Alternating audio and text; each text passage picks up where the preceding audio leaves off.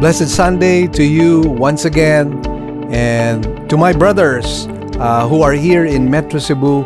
Let me invite you. We already have our in-person gathering, and a lot of people have been attending already our weekend services. Please join us. We are excited to see you.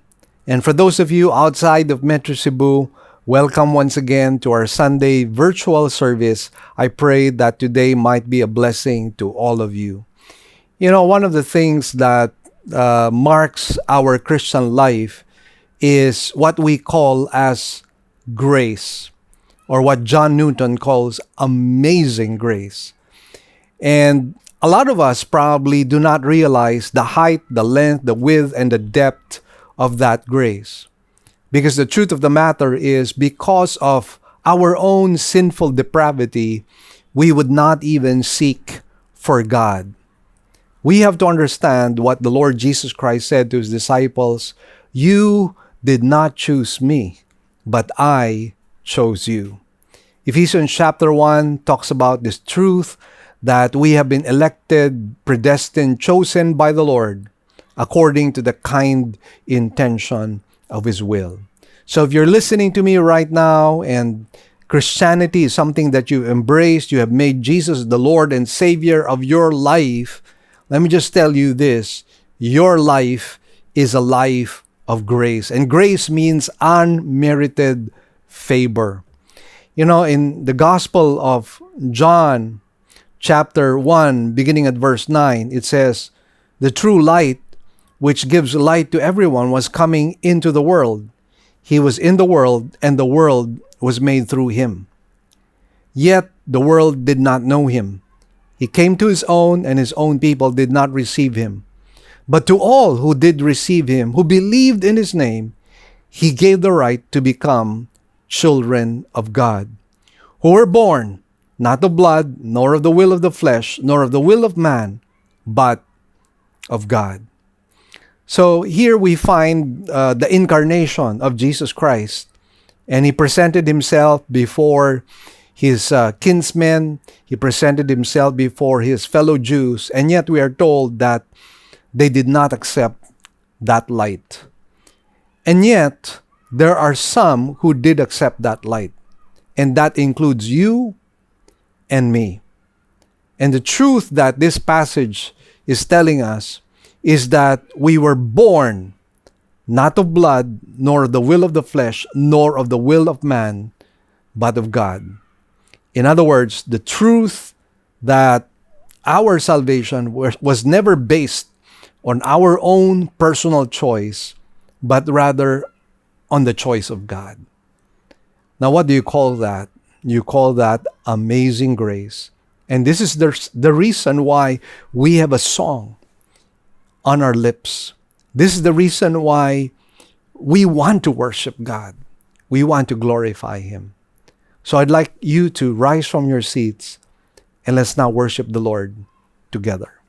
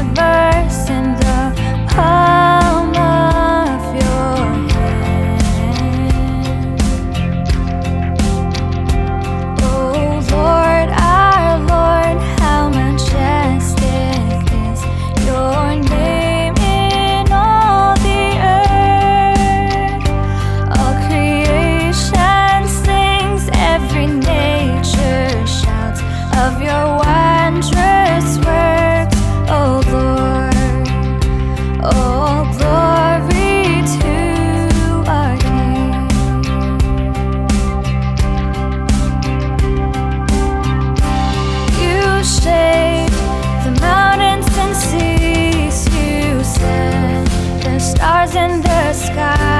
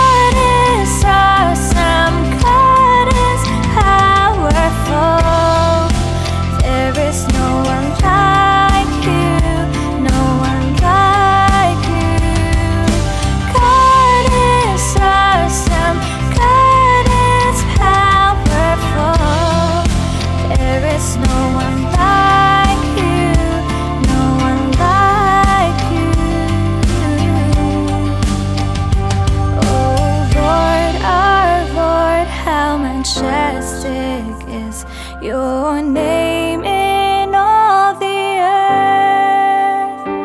All creation sings, every nature shouts of your wondrous works, O Lord. Oh, glory to our King. Oh, glory to our King.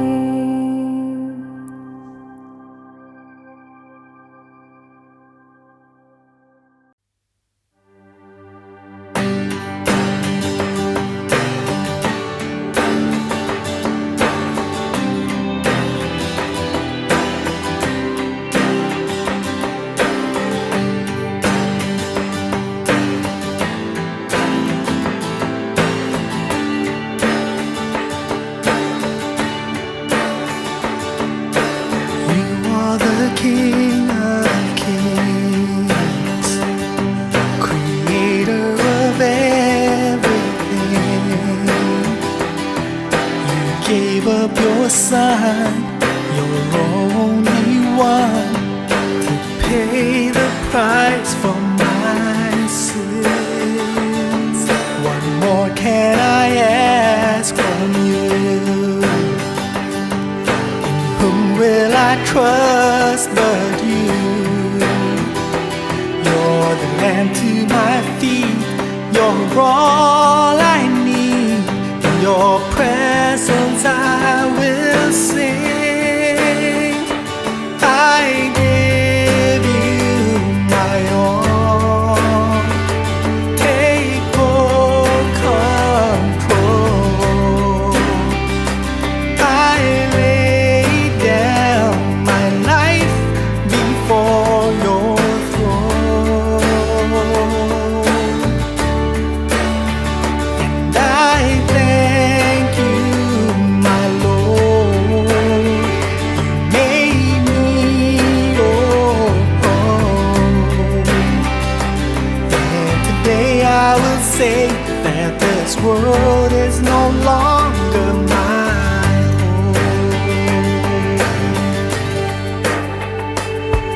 Surrender to you my life, a living sacrifice.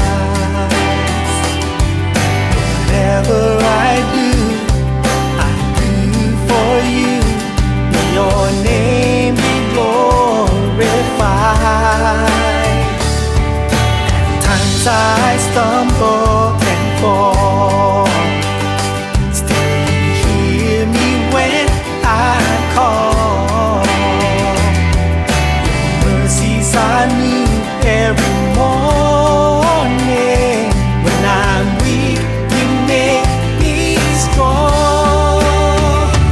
I give you my all. Take full control. I lay down my life before your throne, and I thank you, my Lord. You made me your own, and today I will say that this world is no longer my home.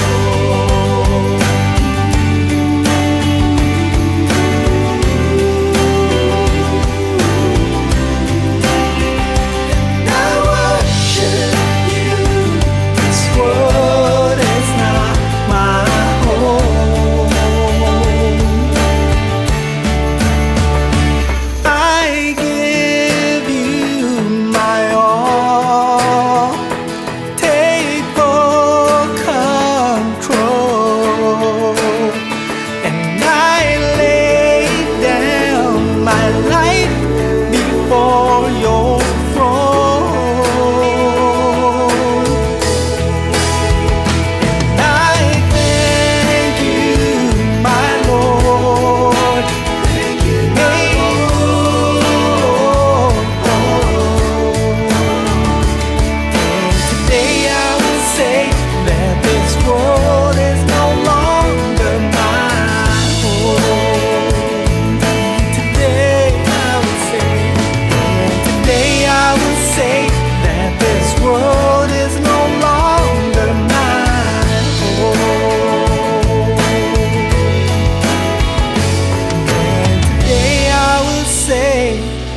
This world is no longer my home.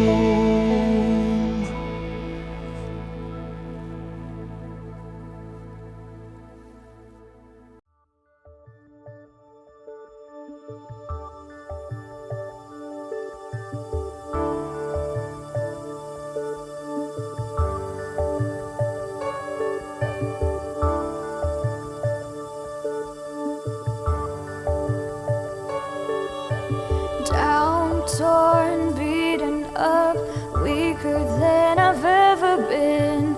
Lost, crushed in hopelessness, stuck in this mud of sin.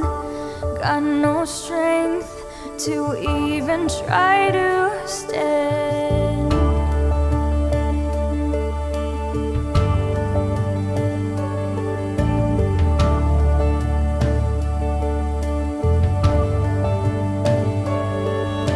Stained and made unclean, not alive here in the grave. Betrayed by the joys of sin, still I fall back again. Who can breathe life into my soul? Jesus came to rescue me and set me free. Jesus' blood has washed my sins and made me clean. No more trying, no more striving.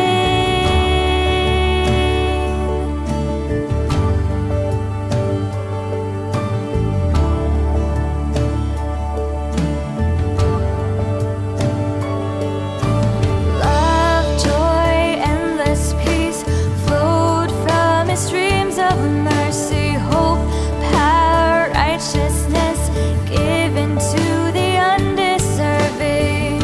A new life, a new beginning. Jesus came to rescue me and set me free.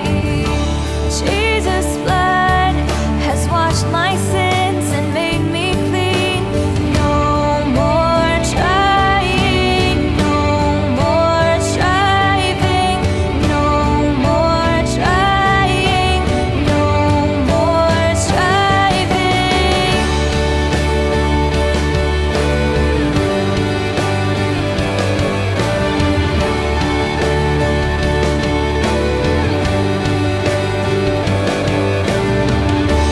Just come just as you are. Just come just as you are. Just come just as you are. Just come just as you are. There is freedom, there is power, there is hope, there is life in the name of Jesus. There is freedom, there is power, there is hope, there is life in the name of Jesus.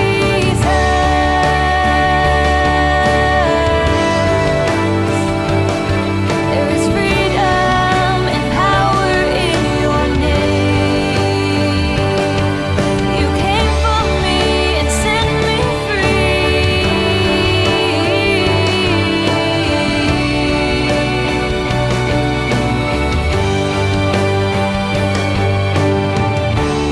Jesus came to rescue me and set me free. Jesus' blood has washed my sins and made me clean. No more trying, no more striving, no more trying, no more striving. Just come just as you are. Just come just as you are.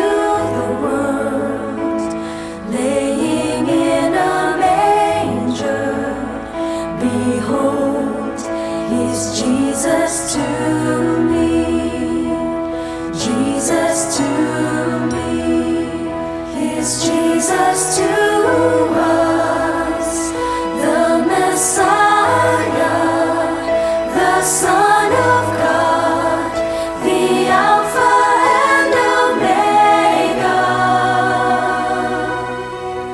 He multiplied the loaves of bread, He healed the sick and raised the dead. Behold, He's Jesus with me, Jesus with me. He came to earth to save the lost. They nailed His hands upon the cross. Behold, Here's Jesus for me, Jesus for me. He's Jesus to us, the Messiah, the Lamb of God. He is the light of the world. Hallelujah, hallelujah. Everlasting love, He's coming back again. He saved my life and gave me hope. I worship Him before His throne. Behold, He's Jesus in me, He's Jesus to me, He's Jesus to us, Jesus to us.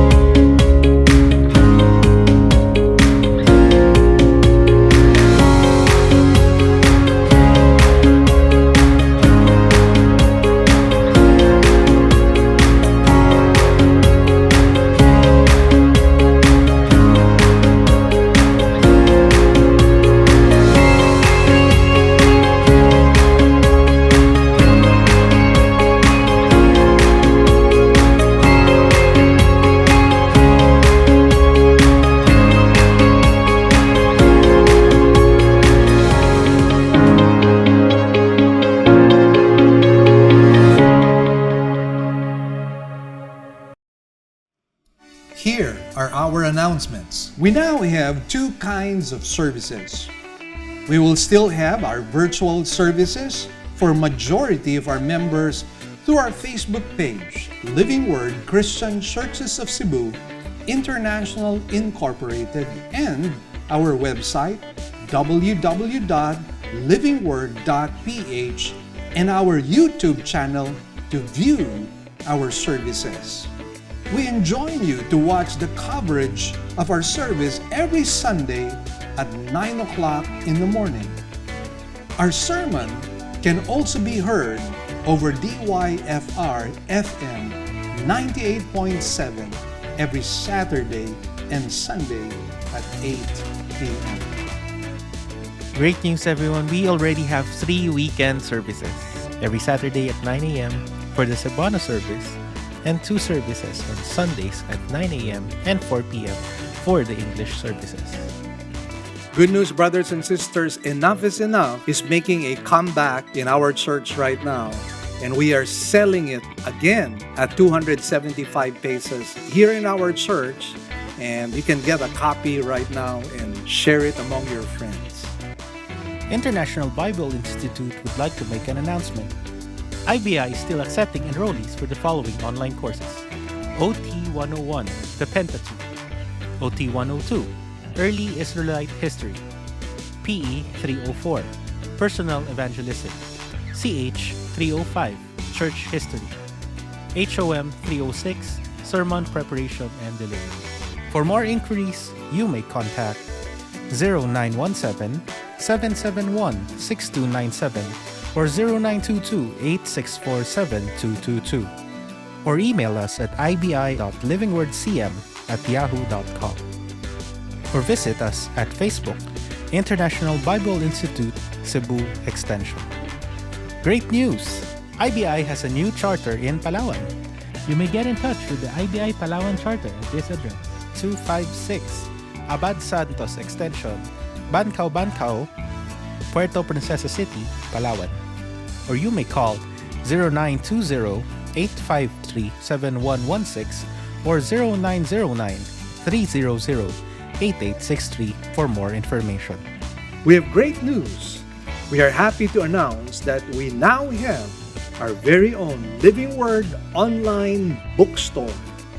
Your favorite Living Word discipleship materials are now available for download straight to your devices.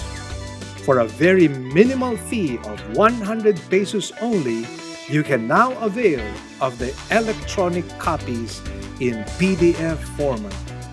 Our Ephesians Volume 1 and Volume 2 are ready for your download. The Journey series, Knowing Christ, is now available online as well. And likewise, we have free study materials like More Than Enough Study Guide, Enough is Enough Study Guide. To avail and for more details, please visit books.livingword.ph. Stay tuned as we make more of our discipleship materials available on our online bookstore. We'd also like to thank our partners, our members who have been consistently giving to partner with us in the work of the Lord. We'd like to share our giving channels to those who would like to partner with us in the work of the Lord. You can deposit your love offerings to the following banks: Banco de Oro. Account name is LWCCCII. The account number is 001-000060800. We also have a BPI account. Account name is Living Word Christian Ministries, Cebu Incorporated. Account number is 1021023481. Finally, we have RCBC. Account name is LWCCCII. Account number is 14520052886. To give via GCash, just follow these simple steps. From your GCash app, click Bank Transfer. In Bank Transfer, click the BDO icon under Select Partner Banks. Enter the amount, enter the name LWCCCII and account number 001-000060800 and send the receipt to office@livingword.ph. Then click Send Money. You may also send your love offerings and donations online through our website. Go to www.livingword.ph and click Give, and then a dialog box comes out of it. Kindly click on your giving preferences. Thank you, and God bless.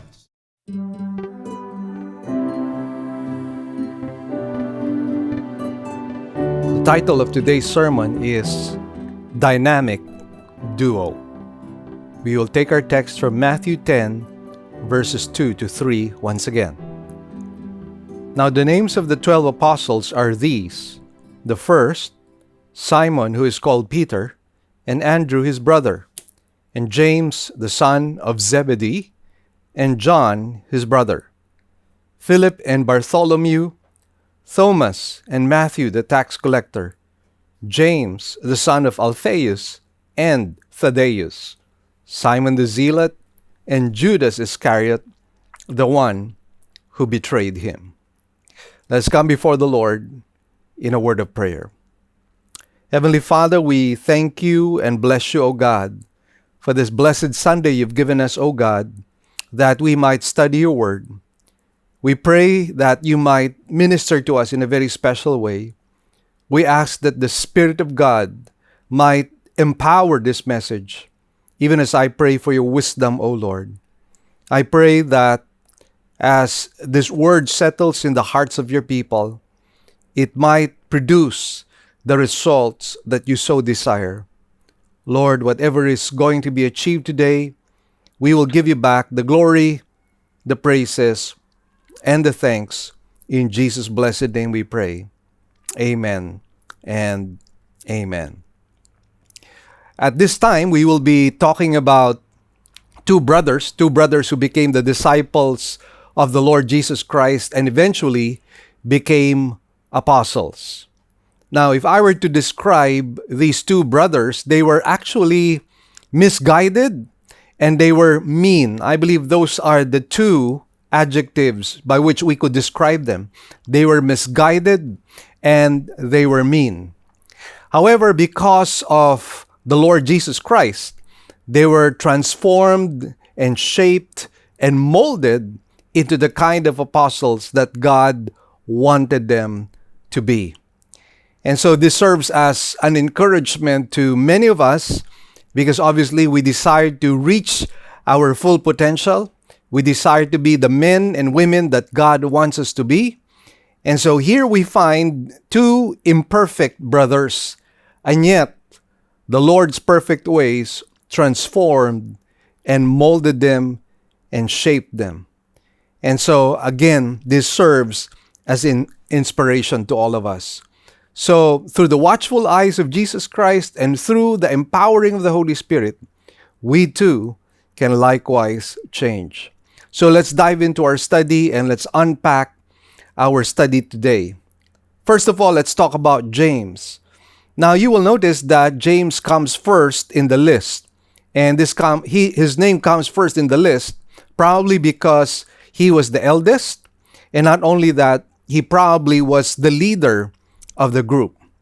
Later on, however, we find that he became less prominent, well, most especially because he was the first apostle who got martyred. But initially, he was the leader. Initially, he was the one who was more prominent compared to John the Beloved. Now, the best way to get a good look at the character of James is to look at the title that the Lord Jesus Christ gave not only to James but likewise to John. They were given the title Boanerges, which simply means sons of thunder. Now you might be wondering, why were they called sons of thunder? Obviously, there must be an origin or there must be an etymology why they were called as such. And so I'd like to refer you to Luke chapter 9, beginning at verse 51. And it says, "When the days were approaching for his ascension, he was determined to go to Jerusalem. And he sent messengers on ahead of him, and they went and entered a village of the Samaritans to make arrangements for him. But they did not receive him, because he was traveling toward Jerusalem. When his disciples James and John saw this, they said, 'Lord, do you want us to command fire to come down from heaven and consume them?' But he turned and rebuked them and said, 'You do not know what kind of spirit you are of, for the Son of Man did not come to destroy men's lives, but to save them.' And they went on to another village." Now, of course, we understand that there was animosity between the Samaritans as well as the Jews. The Samaritans happened to be people who were considered as half-breeds, because when the northern kingdom went into exile, there was a remnant part of the northern part of Israel that remained in the land. However, Assyria brought in foreigners into the land, and so what happened was they intermarried with one another, and eventually they produced what we now know as the Samaritans. And so there was animosity between the two. The Jews did not really like the Samaritans. In fact, they would try to avoid walking along the area or the territory of the Samaritans. And so the Samaritans, on the other hand, were likewise angry or hostile towards the Jews. And most especially here in this case, because they realized that Jesus was moving towards Jerusalem. And so what had happened here in this narrative is that the Lord Jesus Christ was not received. He was not welcomed by the Samaritan people. And as a result of that, the response of James and John was such that they wanted God to strike these people with lightning. But Jesus responded to them and said, "You do not know what kind of spirit you are of, for the Son of Man did not come to destroy men's lives, but to save them." And they went on to another village. So again, this is what I mean at the introduction, that these brothers happened to be quite mean, and later on we will likewise see they were misguided. I believe they believed in the dictum, if you have a problem, kill the problem. Or if you have a problem, exterminate the problem. And so basically, this was the kind of people or kind of brothers they were. They were impatient. They were intolerant. And some of us might relate to the character of James and John. There might be some of us who are watching right now who happen to be quite intolerant, maybe even narrow-minded. And we might have a very strong personality. We don't want to be annoyed. We don't want to be irritated. And we easily burst out in anger every time we are provoked. And this might be the kind of person we happen to be. And we probably realize that that is a weakness and that's something that does not please the Lord. But take heart, because if the Lord was able to change mean brothers like James and John, He can likewise change us as well. So let's move forward and let's talk about the character of James. Let's talk about the negative side first of all. Now, as you very well notice, as we had read the passage a while ago, we find that James happens to be quite hateful and vengeful. He was the type of person who, when you hit him or hurt him, he would strike back. Now, obviously, this kind of a character would bring in a lot of enemies. And probably this might be the reason why James became the very first martyr among the apostles. Now, if we compare Peter as well as James, we find that Peter, who also had a strong personality, was merely arrested. But guess what happened to James? James was beheaded. So in all probability, James was probably the more thunderous individual. And that is why to Herod, he was such a threat, and that is why he was martyred. Now, aside from that, we find that he was intolerant, as I mentioned to you. He was quick-tempered. Just with the slight provocation, he would immediately burst out in a negative or violent response even. And so this is the type of person who might get into a fight. I mean, a real physical fight. And again, that is the character of this man, James. He had no compassion, obviously, because just with one situation, he already wanted the Samaritans to be struck with lightning. And then he wanted to destroy rather than to restore. And there are some people who are like that.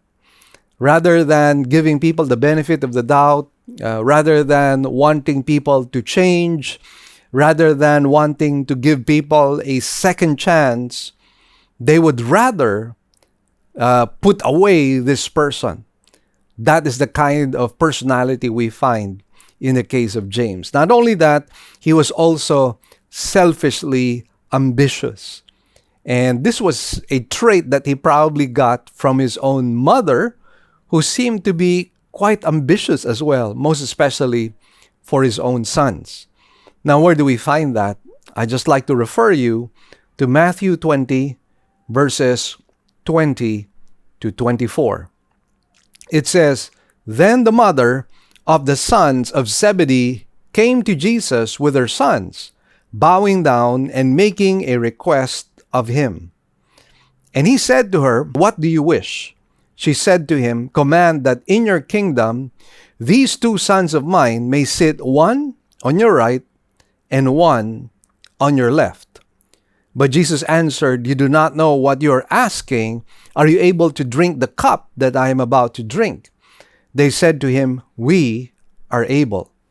He said to them, 'My cup you shall drink, but to sit on my right hand and on my left, this is not mine to give, but it is for those for whom it has been prepared by my Father.' And hearing this, the 10 became indignant with the two brothers." Now, what was happening here? Well, obviously, the mother came in the presence of the Lord Jesus Christ, and she said, "Could you let my son sit one on your right and one on your left?"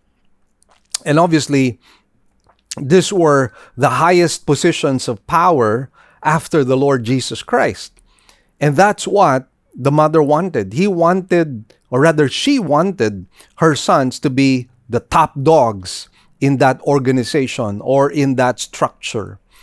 And there's something quite interesting as well here, because as you very well know, the Lord, after this request from the mother, directed his answer not to the mother, but to James and John. Now, obviously, by his doing that, he knew that both these brothers likewise had this ambition. Now, there's also something quite interesting. We know in our own country what we call as the palakasan system or the padrino system. And in this particular case, they happen to be no different. According to tradition, the name of the mother of James and John is Salome, and she is the sister of Mary, the mother of Jesus, according to tradition. Now, if this tradition is reliable and is true, then it only means one thing, that the mother of James and John was the auntie of the Lord Jesus Christ, and that James and John happened to be his own cousins. In fact, his first cousins. And so probably by virtue of this blood relationship, they probably thought that they had an advantage over the other apostles, and that among all the other apostles, they had the right to sit on the left and on the right. Now, Jesus asked them a question, "Are you able to drink my cup?" Now, obviously, what Jesus was talking about was the cup of suffering, but I think James and John did not really comprehend what the cost was in terms of drinking the cup. Had they known, probably they would have shrinked away from this lofty ambition that they had. Anyway, again, what do we discover here? We find that not only were they intolerant, narrow-minded, quick-tempered, but likewise we find they happen to be quite ambitious. Very ambitious, in fact. And, sometimes we have to understand, most especially in the realm of Christianity, godly ambition is good, but prideful ambition is something that is sinful before the Lord.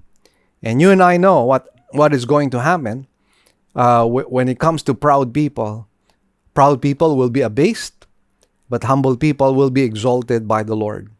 And somehow, the Lord Jesus wanted to teach that to them.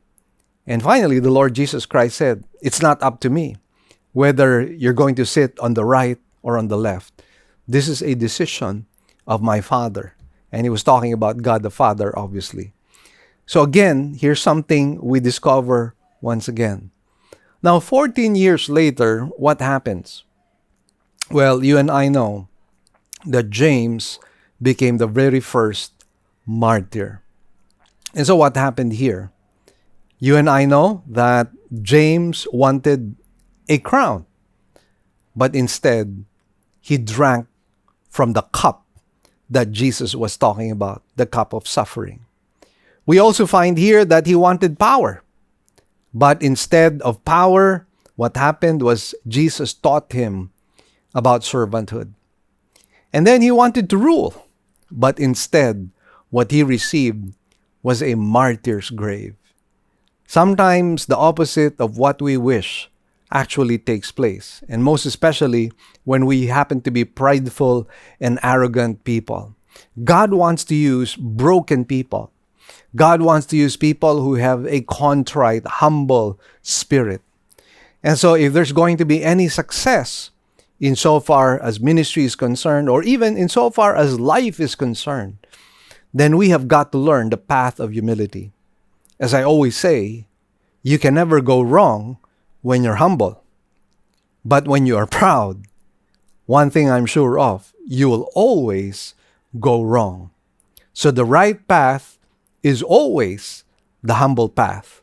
And this is what the Lord Jesus Christ wanted to impart to his disciples, and he wanted them to embrace humility in their lives. Again, you cannot go wrong when you are humble. And so if somehow you find yourself in the same mold as James and John, probably this is the time for you to come before the Lord, repent, and ask God to teach you his humble ways. Now, let me just share to you what tradition tells us about how it all ended with James. As I mentioned to you, he became the very first apostle who got martyred. And what happened was this, he was being led by a soldier on the way to being beheaded. But at the same time, this soldier who was leading him to the place where he would be beheaded was so impressed with his courage that eventually this soldier began to ask for forgiveness. And he even bowed down before James and said, "Please forgive me." And James just replied and responded to him and said, "Peace, my son, peace be to thee, and the pardon of your faults." And James even picked up this man from where he was bowing down and even kissed him. And the man, again, was so impacted by this that right at that very moment, he was converted to Christianity. Right at that very moment, he received the Lord Jesus Christ. And tradition tells us that together with James, he was likewise beheaded. And so what an impactful story. Yes, James only lived for about 14 years, but his life had so much impact on the church and so much impact on individuals and the people he touched and connected with. And that's what we want. It's not how long you live, but it is how well you live. Obviously, the Lord had ordained that he would only live for about 14 years. But then, as I mentioned to you, he impacted the lives of so many people, including the soldier who was leading him to be beheaded. And hopefully, for all of us who have the same character traits as James and John has, I pray that you and I might eventually become the kind of people that become light bearers. Let our shining lights impact the lives of other people.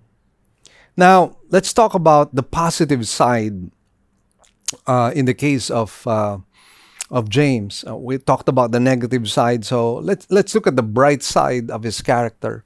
Well, based on the narrative that we just read a while ago, one thing we see here is that he got mad when the Lord was dishonored. Now, was this right? Now, obviously, you do not want anybody to dishonor, ridicule, mock your Savior. And so, was his anger righteous? I believe it was righteous anger. What was wrong, however, was the way he wanted that anger to be expressed. And as I mentioned to you, he wanted the Samaritans to be struck with lightning. But the fact that he became angry is not in itself a sin. In fact, it is a righteous anger, because we do not want our Lord and Savior and Master to be insulted, dishonored, mocked, and ridiculed and rejected. And so if we really love our Savior, when somebody mocks our Savior, we will likewise get mad. I call that righteous anger. Now, of course, don't call for God to strike people with lightning. We are to have a forbearing and patient and loving and compassionate spirit that was displayed by the Lord Jesus Christ himself. He was the one who was dishonored, and yet he did not want to strike with lightning the Samaritans. In fact, his desire was for them to be saved. His desire was for them to come to a saving knowledge of Jesus Christ. Now, a second thing that we find that's quite positive here is that the fact that he responded with that kind of emotion, and the fact that he wanted to take action, meant that he had zeal. But, as I mentioned to you, it was misguided zeal. And some people can be very, very zealous for the things of God, but we need to apply wisdom together with zeal. Let me share to you a little story which talks about a man who had so much zeal, and yet sadly, he was lacking in wisdom and he was lacking in compassion. So let me share to you the story of a Norwegian pastor by the name of Henrik Ibsen. The motto of this man was all or nothing. That was his motto. And as he preached, he hurled out lightning and screamed thunder on his congregation. He was stern, he was strong, he was powerful, uncompromising, and he was utterly insensitive. It was said that people in his church didn't care for him because he didn't care at all for the church itself. Now, he was so zealous and ambitious to advance the kingdom and uphold the standard of God that he was blind to everything else, including his own family. He had a little tiny girl who became severely ill, and the doctor told him that if he did not take out this child from the cold Norwegian air to a little warmer climate, the child would die. And yet, how did he respond? He responded by saying, all or nothing. And again, this resulted in his little girl dying. Now, obviously, the mother was so devastated. And when the child died, she kept hugging some of the clothes of her daughter. And guess what? Henrik Ibsen saw that, and he would have nothing of that. So what he did was he took all the clothes of his daughter, which the wife was hugging, and he gave it to a woman who was walking by the street. And again, he gave a lecture of all or nothing. But the mother was able to hide something else. She was able to hide a little bonnet. And she just kept that and hugged that every time Henrik Ibsen was not there. But finally, she got caught. And again, Henrik Ibsen took that and gave it away again and gave another lecture, All or Nothing. In just a matter of months, the mother or the wife of Henrik Ibsen was so grief-stricken that she likewise died as well. You know, when we think about that, what stupid insensitivity did this man have? And there were others like him. I recall Billy Sunday. Billy Sunday was so gung-ho and he was everywhere preaching the gospel. And he was a dynamic preacher, by the way. One of the greatest evangelists that America had produced. One, of course, was D.L. Moody. The other one was Billy Sunday. But do you know that none of his children came to a saving knowledge of Jesus Christ? And why is that so? Because he had zeal, but it was lacking in wisdom. Both of these men were misguided, and so was James previously. But the Lord had shaped and molded him, and eventually he reached his full potential. Now, moving forward, let us now talk about John. And in the case of John, aside from being the brother of James, he seemed to have an affinity, or he seemed to be quite close to another apostle by the name of Peter. So this is something that we find. So he was a brother of James, but at the same time, he was a close friend of Peter. Now, usually when people think of John, they imagine him to be very soft, very mild, very meek, and even effeminate, because the picture that we have of John is that his head is leaning on the chest of the Lord Jesus Christ. And so oftentimes we think that John might be a bit effeminate, but that is not at all true. Remember the title that was given by the Lord Jesus Christ to James and John, Sons of Thunder. And so yes, the same negative qualities that James had, John had as well. So in other words, it runs in the family. Whatever negative traits there were with James, it was likewise true in the case of John. So I'm not going to repeat all the other negative traits because, again, that would be redundant. But this is just to remind you that the way James was, John was as well. So they were very, very similar. Now, it's also interesting to note that when the name of John appears alone in the Gospels, the only time that his name appears alone, you know what you will discover? He was mad. In the only appearance that he has alone in the Gospels, he is mad at somebody or at some people. So let me just share this to you. In Mark 9, verses 38 to 39, it says, John said to him, Teacher, we saw someone casting out demons in your name, and we tried to prevent him because he was not following us. But Jesus said, Do not hinder him, for there is no one who will perform a miracle in my name and be able soon afterward to speak evil of me. For he who is not against us is for us. So what do we discover here? Well, John seems to be very sectarian. He seems to be intolerant. He seems to be very narrow-minded. And that's what you and I see with him. Now, the Lord Jesus Christ did not want to respond or stop these people from doing what they were doing, because as the Lord Jesus was saying, those who are not against us are for us, or those who are for us are not against us. I mean, vice versa.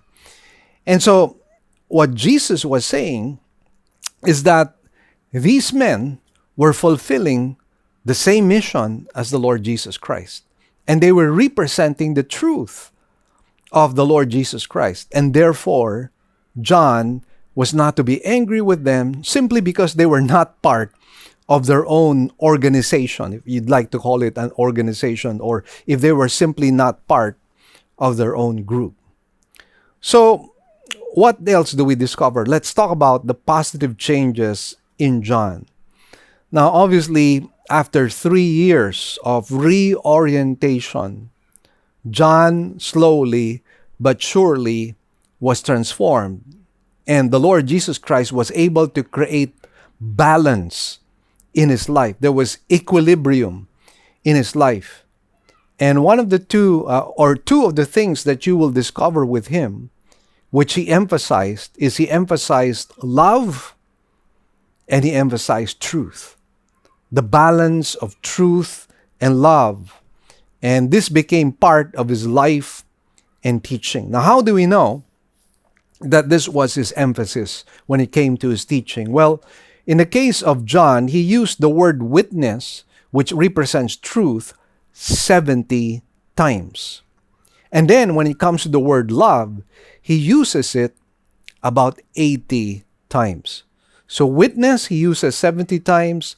Love, he uses about 80 times. So what does that tell you? Those were the things that he wanted to emphasize. And that's quite interesting, I would say. Most especially the aspect of love, because it did not seem early on that John was a loving, compassionate person.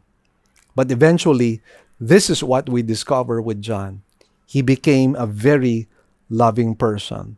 He was a witness to the truth, and he was a teacher of love.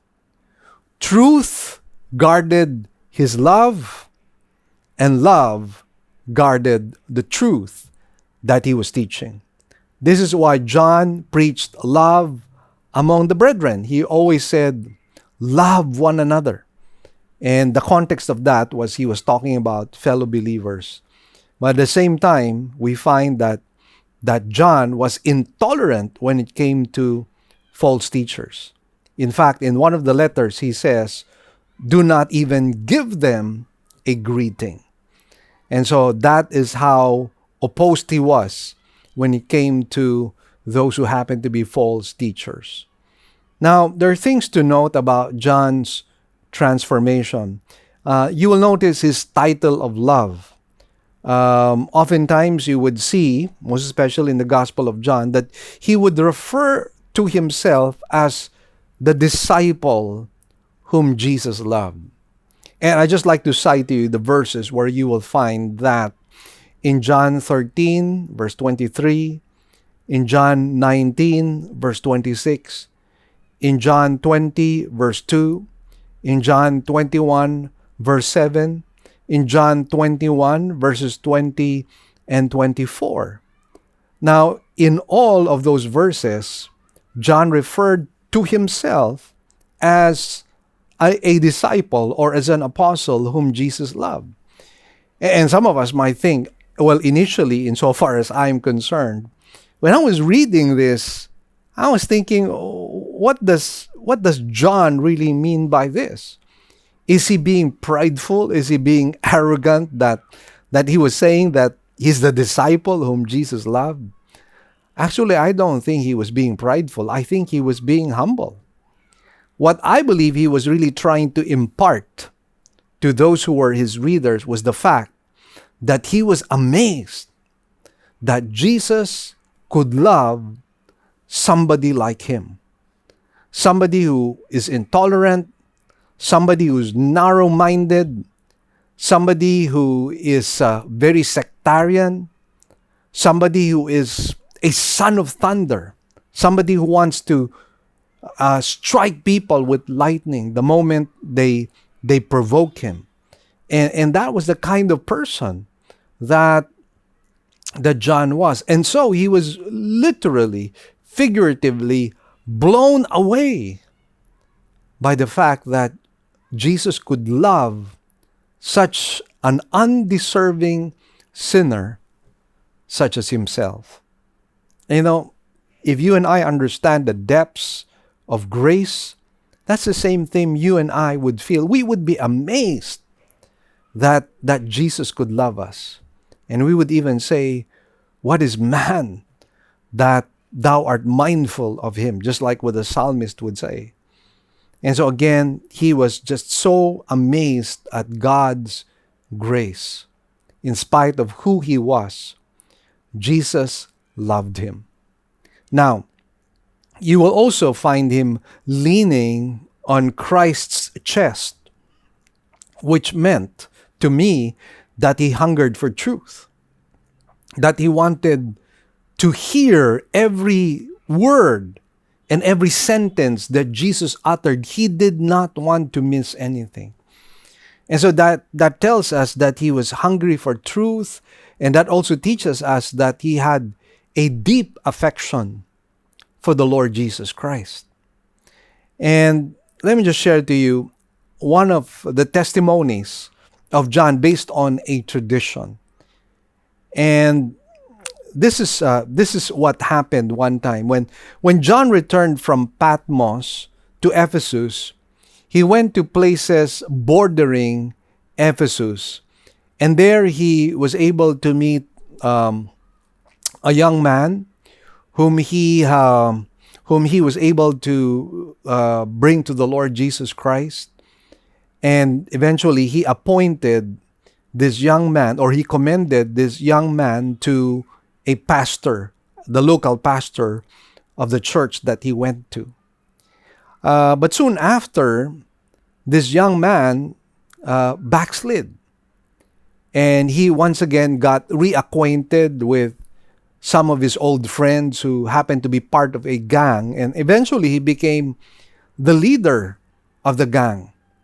And so he was involved in felony and robbery. And he was such a violent person. And that was what became of him. John heard that this is what happened to this young man whom he had commended to a local pastor. And so what did John do? He went up to the mountains and he searched for this young man, and he found him. And the young man, upon seeing him, was so ashamed, so humiliated, that he wanted to run away from John. But John spoke to him ever so kindly. And let me just quote to you what John said to him. My son, do you fly from your father? An armed man from one naked? A young man from an old man? Have pity on me, my son, and fear not, for there is yet hope for salvation. I will answer for you to Christ. I will die for you if it is needed. As Christ died for us, I will give my life to you. Believe me, Christ has sent me.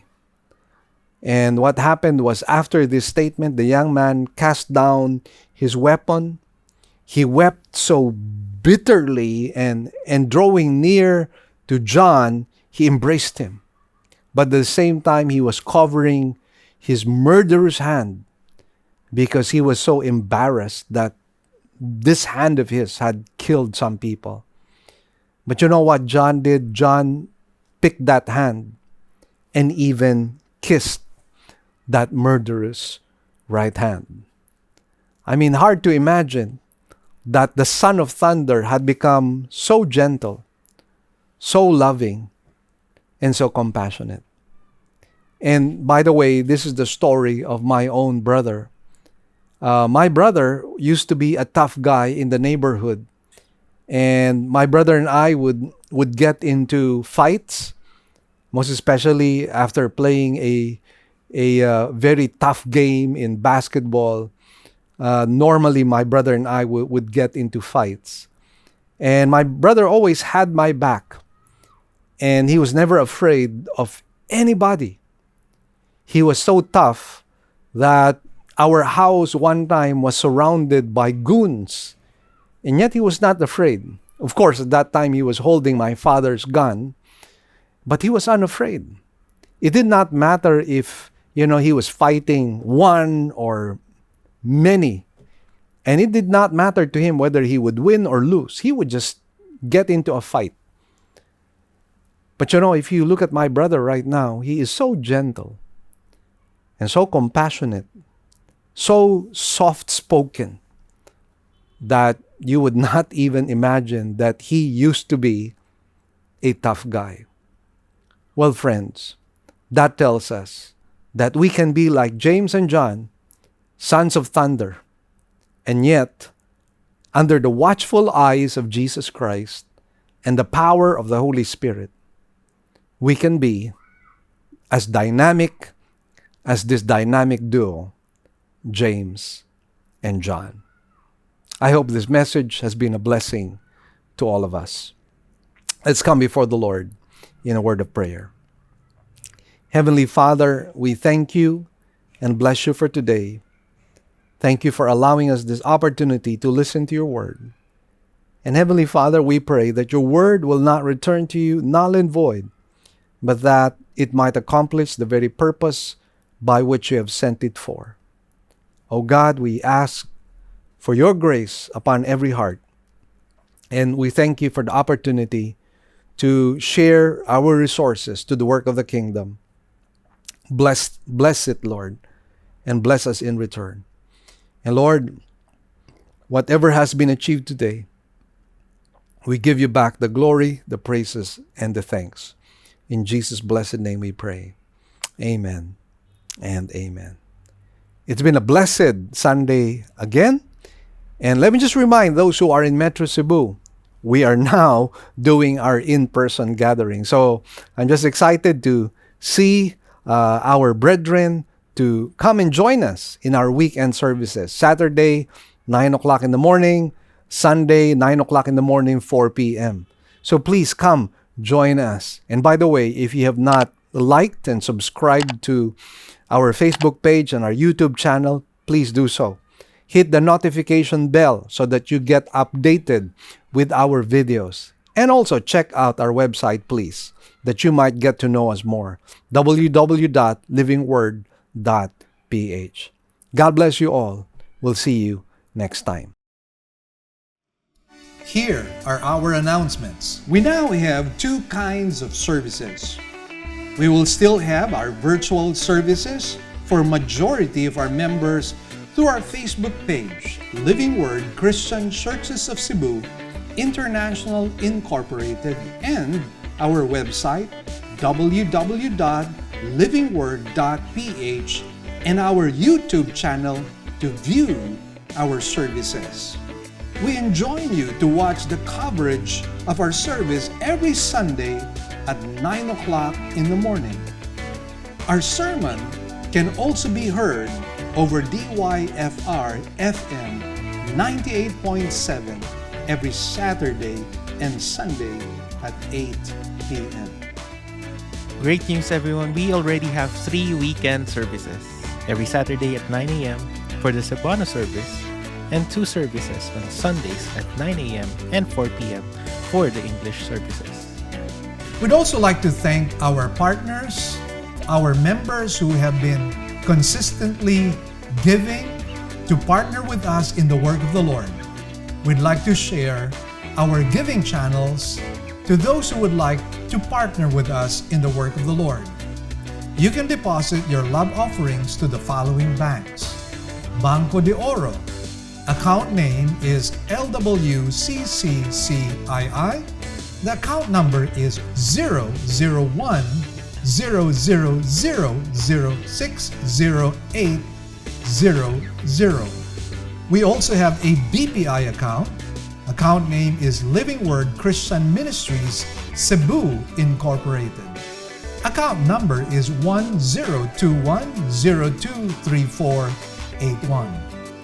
Finally, we have RCBC. Account name is LWCCCII. Account number is 14520052886. To give via GCash, just follow these simple steps. From your GCash app, click Bank Transfer. In Bank Transfer, click the BDO icon under Select Partner Banks. Enter the amount, Enter the name LWCCCII and account number 001000060,800 and send the receipt to office@livingword.ph. Then click Send Money. You may also send your love offerings and donations online through our website. Go to www.livingword.ph and click Give, and then a dialog box comes out of it. Kindly click on your giving preferences. Thank you, and God bless.